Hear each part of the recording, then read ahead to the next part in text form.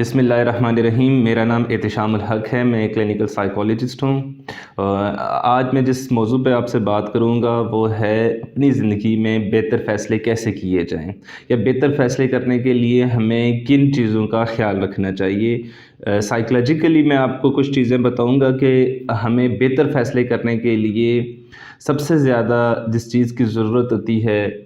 کہ جب ہم فیصلہ کر رہے ہوں تو اس ٹائم ہمارے ایموشنز کنٹرول میں ہوں، ہم جذباتی طور پر مضبوط ہوں اور اعصابی طور پر ہم نے اپنے جذبات کو کنٹرول کیا ہوا ہو، ہم ایموشنل ہو کر جذباتی ہو کر کوئی فیصلہ نہ کریں، بلکہ عقلی بنیادوں کے اوپر، بلکہ سوچ سمجھ کر اور عقلی تقاضوں کو سامنے رکھ کر ہم فیصلہ کریں۔ اور جب ہم فیصلہ کر رہے ہوں تو ہمیں یہ دیکھنا چاہیے کہ جو فیصلہ ہم لے رہے ہیں ابھی اس کی بنیاد کیا ہے، اس کی بنیاد، اس کی کوئی ٹھوس ریزنز موجود ہیں۔ جیسے فار ایگزامپل میں پانی پینا چاہتا ہوں تو اس کی بنیاد یہ ہونی چاہیے کہ مجھے پیاس لگی ہے یا مجھے پانی کی اس ٹائم ضرورت ہے۔ تو جو ضرورت ہے یا جو پیاس لگنا ہے یہ ہمارے فیصلے کی بنیاد ہے اور ایک ٹھوس ریزن ہے، اس کے پیچھے ایک زندگی چھپی ہے۔ پانی اگر نہیں پیا جائے گا تو ہماری زندگی چلی جائے گی، تو یہ ہماری پیچھے اس کی ایک بنیاد ہے، ایک اسٹرانگ ریزن ہے۔ تو جب بھی ہم فیصلہ کوئی کریں تو ہم ایک اسٹرانگ ریزن کو سامنے رکھ کر، ایک مضبوط بنیاد کو سامنے رکھ کر فیصلہ کریں، اس میں ایموشنز کا عنصر بہت لمیٹڈ ہو، بہت کم ہو۔ اور جب بھی ہم فیصلے کر رہے ہوں تو ہمارے پاس فیصلوں کے پیچھے سکلز کا ہونا بہت زیادہ ضروری ہے کہ ہم سکلز بیسڈ فیصلے کریں۔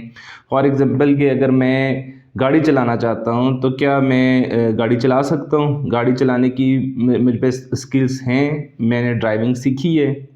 اگر میں نے ڈرائیونگ نہیں سیکھی تو مجھے پہلے ڈرائیونگ سیکھنی چاہیے۔ ڈرائیونگ سیکھنا کیا ہے؟ ایک سکلز ہے، ایک آرٹ ہے۔ تو ہم اس فن کو، اس ہنر کو پہلے ہم کام کر لیں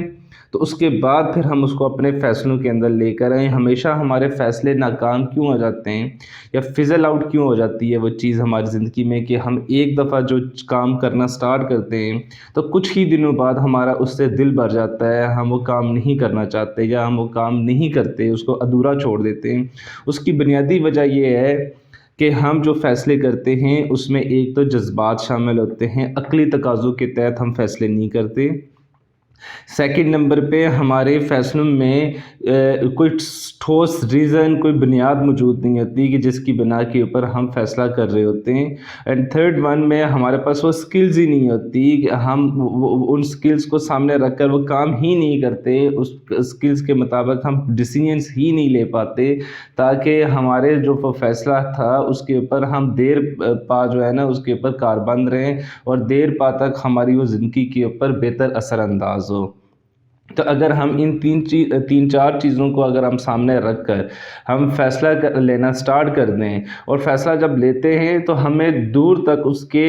اثرات کو بھی دیکھنا چاہیے کہ اس کا لانگ ٹائم اور شارٹ ٹائم ہمارے پاس ہماری زندگی میں اس کا اثر کیا آئے گا۔ جب بھی ہم کوئی فیصلہ لیں، کوئی ڈیسیژن لیں تو اس کا شارٹ ٹائم گول ہم رکھ لیں،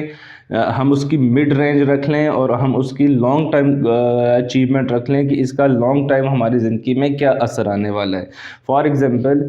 میں یہ کوشش کروں کہ میں نے اپنا وزن کم کرنا ہے، میں نے آج یہ فیصلہ کیا ہے کہ میں اپنے ویٹ پہ کام کروں گا، تو ویٹ کم ایک دن میں تو نہیں ہوگا، تو ہمیں کچھ پیٹرن سیٹ کرنا پڑے گا لانگ ٹائم کے لیے بھی، مڈل رینج کے لیے بھی اور شارٹ ٹائم کے لیے بھی، کہ میں نے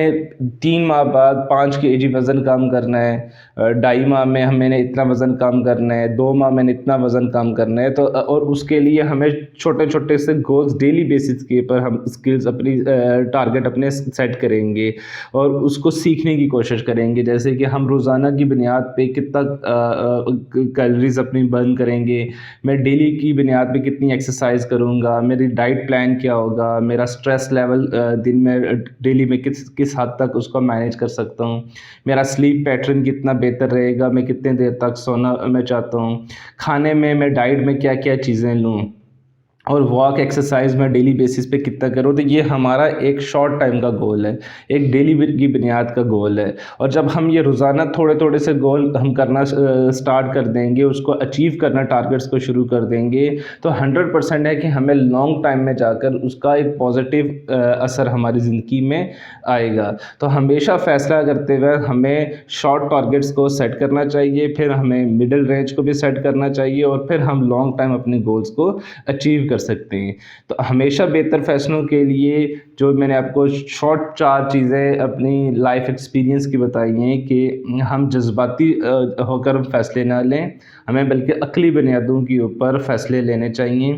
فیصلہ کرتے ہوئے ہمیں بنیاد کو دیکھنی چاہیے کہ کس بیس کے تحت میں یہ ڈیسیجن لے رہا ہوں۔ پھر ہمیں جب ہمارے پاس اسٹرانگ ریزن موجود ہے کہ میں یہ فیصلہ اس لیے کر رہا ہوں، تو پھر ہمارے پاس کچھ سکلز بھی ہونی چاہیے،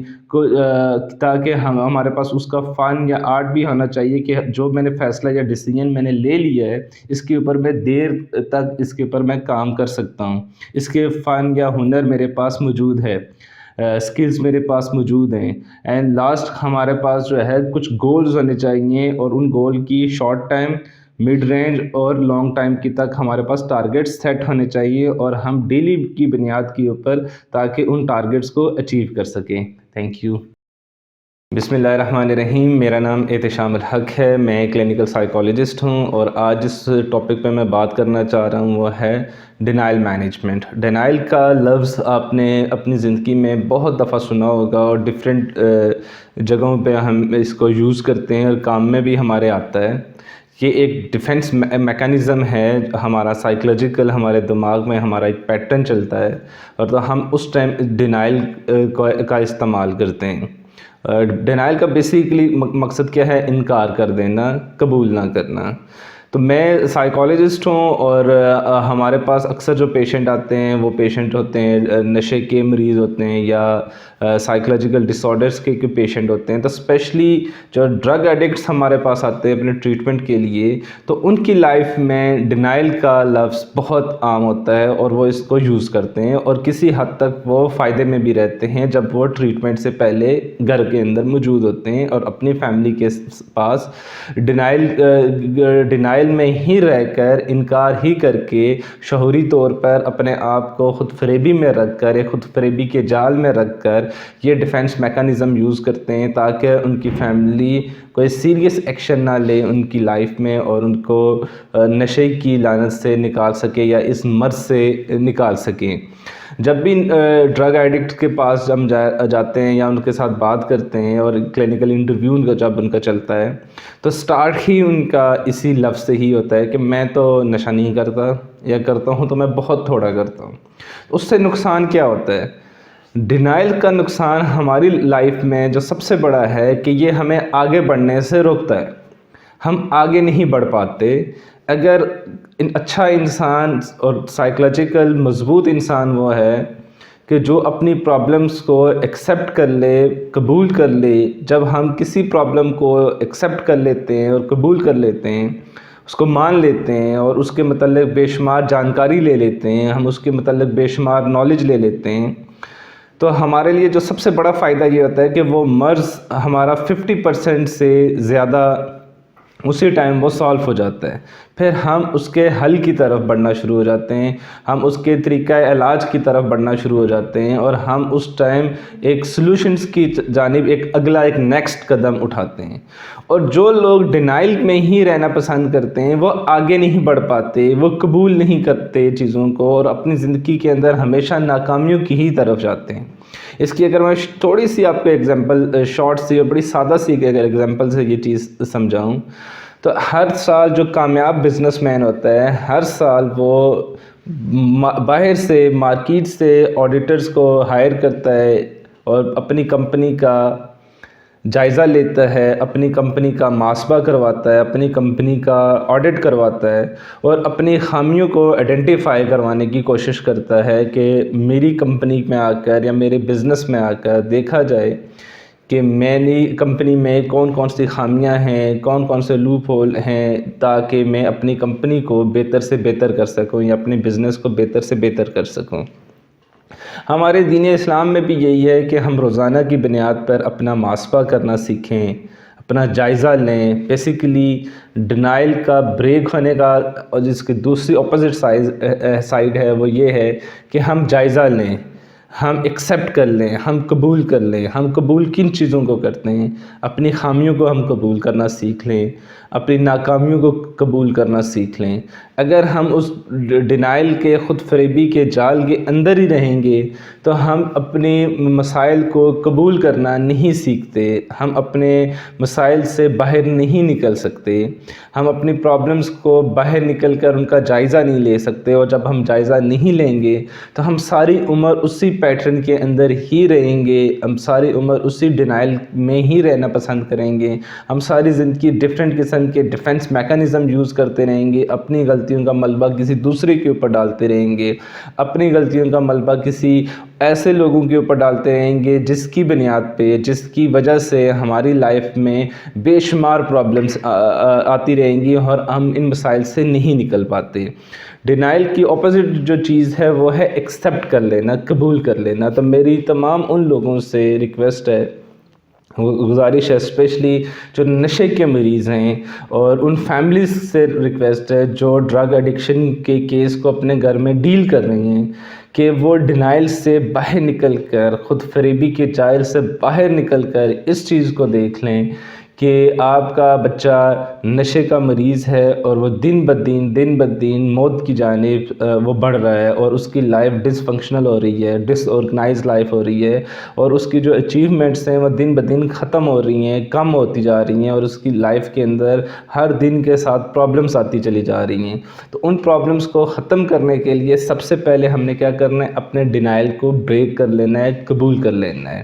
تو ڈینائل کو بریک کیجئے، اپنی لائف کے اندر ایکسیپٹنس کو لے کر آئیں، کھلے دل کے ساتھ اپنی غلطی کو ایکسیپٹ کر لیں، اپنی کمزوری کو آئیڈینٹیفائی کر لیں. جب آپ اپنی غلطی کو، اپنی کمزوری کو آئیڈینٹیفائی کر لیں گے تو آپ کی لائف کا آدھا حصہ، آدھا پرابلم جو ہے نا اسی ٹائم سالو ہو جائے گا. بہت شکریہ. السلام علیکم، میرا نام احتشام الحق ہے، میں کلینکل سائیکالوجسٹ ہوں. IRC میں بطور کلینکل سائیکالوجسٹ کام کر رہا ہوں. ہمارے سینٹر میں، ہماری کلینکل پریکٹس میں جو زیادہ جو لوگ آتے ہیں وہ نشے کے مریض ہوتے ہیں اور نشے کا استعمال کرتے ہیں. تو میں تھوڑا سا نشے کے متعلق، ہم نے پہلے بھی بہت ساری ویڈیوز کی ہیں، آج میں پریونشن پہ بات کرنا چاہ رہا ہوں کہ ہم نشے سے بچا کیسے جا سکتا ہے، یا وہ لوگ جو نشہ کا ٹریٹمنٹ کرواتے ہیں اور دوبارہ اپنے گھر میں جاتے ہیں تو وہ کس طریقے سے دوبارہ اس مرض کے چنگل سے دور رہ سکتے ہیں اور دوبارہ اس مرض کی طرف نہ آئیں. وہ ایسا کیا کام کریں؟ بیسیکلی جو نشہ ہے وہ ریلیپس کرونک ڈیزیز ہے، یعنی کہ ہمیشہ رہنے والی بیماری ہے اور بار بار ہونے والی بیماری ہے. جب ایک بیماری جو ہمیشہ رہنے والی ہے اور بار بار ہونے والی ہے تو اس کا مطلب ہے کہ ہمیں ڈیلی کی بنیادوں پہ کچھ ایسے کام کرنے چاہیے جس سے ہماری لائف کے اندر ہر دن کے ساتھ ساتھ ہماری لائف ایک خوبصورت اور ٹیسٹی لائف بنتی جائے. بیسیکلی ہم نے اپنی زندگی کو ٹیسٹی بنانا ہے، ذائقے دار لائف بنانا ہے. اور ہم ذائقے دار لائف کیسے بنائیں گے؟ کہ ہم جب اپنے سٹریس کو، انزائٹی کو، اپنی پریشانیوں کو کنٹرول میں رکھنے کی کوشش کریں گے، یا ان کے اوپر دینی کی بنیادوں کے اوپر، روزانہ کی بنیادوں کے اوپر ہم کچھ کام کاج کرتے رہیں گے اپنی زندگی پہ. یعنی کہ ہم مینٹلی بھی اپنے آپ کو بہتر رکھنے کے لیے کچھ کام کریں، ایموشنلی بھی اپنے آپ کو بہتر رکھنے کے لیے کچھ کام کریں، فزیکل اپنے آپ کو بہتر رکھنے کے لیے ڈائٹ کا اچھا استعمال کریں، یا ہم واک ایکسرسائز کریں. تو ریلیپس کا مطلب، ریلیپس کی بیسیکلی 3 طرح کی ٹائپس ہوتی ہیں، اور 3 طرح سے ریلیپس جو ڈرگ ایڈکٹس ہیں وہ ہوتے ہیں. یعنی سب سے پہلے وہ ایموشنل ریلیپس کی طرف بڑھتے ہیں. ایموشنل ریلیپس کا مطلب کیا ہے کہ جب ایک مریض نشے کا علاج کروا کے جب دوبارہ گھر میں جاتا ہے تو اس کے اوپر جو ٹریٹمنٹ سینٹر ہے، یا جو اس کو مالج ہے، جو ڈاکٹر ہے یا تھراپسٹ ہے، وہ کچھ پابندیاں لگا دیتا ہے. یعنی کچھ احتیاطی تدبیریں ان کو بتا دیتا ہے، کچھ پرہیز ان کو بتا دیتا ہے کہ آپ نے یہ اپنی لائف میں پرہیز کرنے. جب وہ پرہیز کی جانب بڑھتے ہیں تو ان کی لائف میں سب سے جو پہلا جو چیز آتی ہے وہ بوریت کا عنصر شامل ہونا شروع ہو جاتے ہیں، یعنی ایموشنل ریلیپس میں وہ بورڈم میں چلے جاتے ہیں، کیونکہ ان کی لائف میں کرنے کو کچھ نہیں ہوتا. یعنی کہ تھیراپسٹ ان کو بتا دے گا کہ یار آپ اپنی سوشل میڈیا سے دور رہیں، آپ موبائل فون کا استعمال کم کریں، یا آپ گھر سے اکیلے انسپروائزڈ باہر نہ جائیں، یا ایسی جگہوں پہ ہرگز نہ جائیں جہاں پہ کھلے عام سگریٹ کا استعمال کیا جا رہا ہو کچھ ٹائم تک، تاکہ آپ کا انٹریکشن جو ہے اس کمیونٹی کے ساتھ سلو اینڈ گریجول ہو اور آپ دوبارہ سے اس مرض کی طرف نہ بڑھیں. جب یہ احتیاطیں اور پرہیز جو معالج جو ہے اپنے پیشنٹ کو یا کلائنٹ کو یا اس کی فیملی کو سکھاتا ہے اور اس کے اوپر عمل کرتا ہے پیشنٹ، تو اس کی لائف میں بورڈم کا آنا شروع ہو جاتا ہے. تو جب بورڈم آتا ہے تو وہ ایموشنل ریلیپس کی جانب بڑھنا شروع ہو جاتے ہیں. بورڈم کے ساتھ اس کا انزائٹی ہوتی ہے بہت زیادہ، اس کو سٹریس کا آنا شروع ہو جاتا ہے. وہ اپنی فیلنگز دوسرے اپنے گھر والوں کے ساتھ یا اپنے لو ون کے ساتھ وہ شیئر نہیں کر پاتا. اس کی سلیپ ڈسٹرب ہونا شروع ہو جاتی ہے. اس کی لائف میں دوستوں کا ایک خلا آ جاتا ہے، تو جس کی وجہ سے وہ ایموشنلی ویک ہونا شروع ہو جاتا ہے. جذباتی طور پر وہ بہت زیادہ کمزور اپنے آپ کو فیل کرتا ہے. تو ہم ایسا کیا کریں گے جس کی وجہ سے ہم جذباتی طور پر اسٹرانگ بھی رہیں، بورڈم سے بھی بچیں؟ بیسیکلی جو نشے کے مریض کو ڈسچارج کے بعد سب سے زیادہ جس چیز کے اوپر کام کرنا چاہیے وہ ہے کریٹیوٹی کے اوپر، کہ وہ اپنے ٹیلنٹ کو دیکھ لے، اپنے اندر کے انسان کے اندر جو اس کی چھپی ہوئی صلاحیتیں ہیں اس کو اجاگر کرنے کی وہ کوشش کرے، اور اپنی لائف کا ایک پیٹرن سیٹ کر لے کہ اس نے صبح سے لے کر شام تک کیا کام کرنے ہیں، اور اس کی 24 گھنٹے کی زندگی کن بنیادوں کے اوپر سے گزرے گی، اور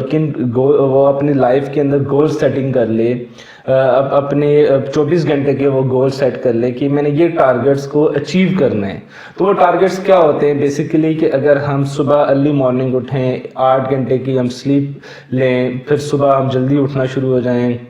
ہیلدی بریک فاسٹ کریں، ہم بکس پڑھنا شروع کریں، ہم ڈیلی کی بنیاد پہ واک پہ جائیں، اپنی فیملی کے ساتھ ہم بہت زیادہ بہتر انٹریکشن کرنا شروع کر دیں، اپنی سوچوں کو کنٹرول کریں، اپنی سوچوں کے اندر جو نیگیٹو تھاٹس ہیں ان کو پاس آؤٹ کریں، باہر نکالیں اپنے دماغ سے، اور پازیٹیوٹی کی طرف آنا شروع ہو جائیں، اور ایسے ہیلدی اور انرجیٹک کام کریں جس کا اس کی لائف کے اوپر لانگ ٹائم کے لیے بھی اور شارٹ ٹائم کے لیے بھی پازیٹیو اثر آنا شروع ہو جائے. اگر یہ سارے وہ کام کریں، یعنی کہ صرف 2-3 کام ہی ڈیلی بیسس کے اوپر ایک ڈرگ ایڈکٹ آفٹر ٹریٹمنٹ کرنا شروع کر دے، تو وہ ایموشنل ریلیپس سے بہت آسانی سے بچ سکتا ہے. یعنی کہ واک کرنا شروع کر دیں، ایکسرسائز کرنا شروع کر دیں ڈیلی کی بنیاد پہ، اپنی فیملی کے ساتھ بے شمار ٹائم سپینڈ کرے، اپنی فیملی کے ساتھ ہیلدی اور کریٹیو کام کرے. کچھ ہابیز ایسے ڈیولپ کر لیں جیسے گارڈننگ کرنا، جیسے بک ریڈنگ کرنا، جیسے کہ کوکنگ کرنا، یہ کام کرنا شروع کر دے تو ایموشنلی وہ بہت بہتر ہونا شروع ہو جائے گا، اور اس کو اور اپنی پرابلمس کو ڈسکس کرنا شروع کر دے، شیئر کرے. اگر کوئی بھی اس کے اندر نیگیٹو تھاٹس آتی ہیں، اگر اس کو کریونگ ہوتی ہے یا اپنی وہ فیملی کے ساتھ اس کے کوئی کانفلکٹ آ رہے ہیں، تو وہ کسی ایک فیملی ممبر کے ساتھ جو اس کے قریب ہو، اس کے ساتھ وہ جا کے ساری کی ساری پرابلمس کو شیئر کر دے، اپنے تھیراپسٹ کے پاس جائے، فالو اپ ڈیلی کی بنیادوں پہ وہ لینا شروع کرتے، فون کے ذریعے، ویڈیو کال کے ذریعے یا ویکلی اپنے تھیراپسٹ کے پاس آئے اور اپنے ان ایموشنل ایشوز کو وہ ڈسکس کرنا شروع کر دے، شیئر کرنا شروع کر دے، تو ایموشنلی وہ بہت زیادہ اسٹرانگ ہو جائے گا اور ایموشنل ریلیپس سے بچ جائے گا. ایموشنل ریلیپس کے بعد جو ریلیپس کی جو کنڈیشن آتی ہے وہ آتی ہے مینٹل ریلیپس کی. مینٹل ریلیپس کے اندر صرف ایک چیز اس کو بہت زیادہ ڈسٹرب کرتی ہے، وہ ہے جب یہ ساری چیزیں آنا شروع ہو جائیں، یعنی سٹریس بھی ہو رہا ہے، انزائٹی بھی ہوتی ہے، وہ شیئرنگ بھی نہیں کر پاتا، اس کی سلیپ بھی ڈسٹرب ہے، تو اب اس کو خیالات آنا شروع ہو جائیں گے اس چیز کی بہتر مینجمنٹ کے لیے. تو وہ مینجمنٹ کیا ہوتی ہے کہ یار میں نشہ کر لوں، یعنی کہ وہ خیالات، وہ یوریفورک کالز آنا شروع آتی ہیں، وہ نیگیٹو تھاٹس اس کے دماغ میں آنا شروع ہو جاتی ہیں، وہ اپنی تھاٹس کو کنٹرول نہیں کر پاتا. کہ اگر انزائٹی اور سٹریس ہے تو اچھا میں پہلے کیا کرتا تھا، میں نشہ کر لیتا تھا، تو اچھا ٹھیک ہے ابھی دوبارہ سے پھر نشہ کی طرف بڑھے. تو اس کو ہمیشہ ہر ٹائم جو ہے نا ڈرگس سے ریلیٹڈ اور اپنے سٹریس اور انزائٹی کو مینیج کرنے کا جو اس کے پاس طریقہ کیا ہوگا، وہ طریقہ ہوگا نشہ کرنا، نشے سے وہ اس چیز کو کنٹرول کرنے کی کوشش کرتا ہے. حالانکہ اگر میں آپ کو تھاٹس کا کچھ پیٹرن تھوڑا سا سمجھانے کی کوشش کروں کہ تھاٹ آتی ہے، تھاٹ سے ہمارا ایکشن بنتا ہے، ایکشن سے ہماری جو ہے وہ ہیبٹ ڈیولپ ہونا شروع ہو جاتی ہے، ہیبٹ کے بعد ہماری ایک جو ہے نا وہ پرسنالٹی کی ڈیولپمنٹ شروع ہو جاتی ہے. اب تھاٹ کیسے ہماری موڈ کو تبدیل کرتی ہے کہ جیسے کہ ہمیں خیالات آ رہے ہیں تو ہمارا موڈ خراب ہونا شروع ہو جائے گا. اگر نیگیٹو خیالات ہیں تو ہمارا موڈ خراب ہونا شروع ہو جائے گا. ہمارا جو ہے نا فیس سے ہی ہمیں پتہ چلے گا کہ ہم ایک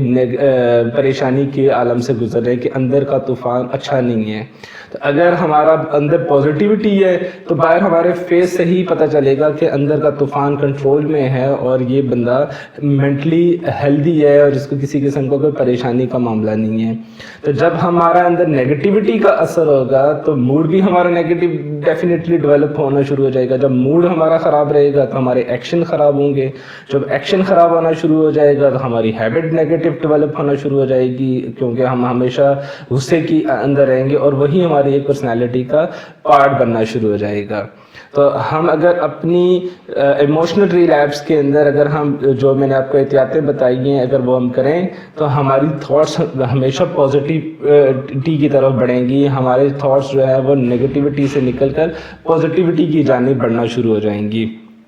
تو اپنی تھاٹس کو کنٹرول کرنے کے لیے، اپنی تھاٹس کو بہتر کرنے کے لیے اپنی لائف کے گول سیٹ کریں، اپنی لائف کے ٹارگٹ سیٹ کریں اور ان ٹارگٹس کو اچیو کرنے کے لیے روزانہ کی بنیاد کے اوپر ہیلدی اور بہتر کام کرنے کی کوشش کریں. اور آخری جو چیز ہے وہ ہے فزیکل ریلیپس کا ہونا. یعنی کہ ہم جب ایموشنلی ریلیپس کرتے ہیں، ہمارے اندر جو ہے نیگیٹو خیالات آنا شروع ہو جاتے ہیں، ڈرگس کے متعلق ہمارے دماغ میں زیادہ خیالات رہتے ہیں، تو پھر ہم فزیکل ریلیپس کی جانب بڑھ جاتے ہیں. یعنی کہ ہم نشے کا استعمال کر لیتے ہیں. ہم جاتے ہیں مارکیٹ سے سگریٹ لیتے ہیں یا اپنے ڈیلر کے پاس گیا، وہاں سے ہم نے ڈرگس لی اور ڈرگ کرنا شروع کر دی اور ریلیپس کرتے ہیں. اور جب ہم ریلیپس کرتے ہیں تو پھر دوبارہ سے فیملی ٹریٹمنٹ کی طرف لے کر آتی ہے. اسی لیے ریلیپس ریٹ زیادہ ہے نشے کے مریضوں کا کیونکہ وہ پوسٹ ڈسچارج پلان کے اوپر سختی سے عمل نہیں کرتے. نہ فیملی وہ سختی سے عمل کرتی ہے، نہ ہی پیشنٹ جو ہے وہ اس کے اوپر عمل کرتا ہے، جس کی وجہ سے وہ ریلیپس ہو جاتے ہیں. Thank you.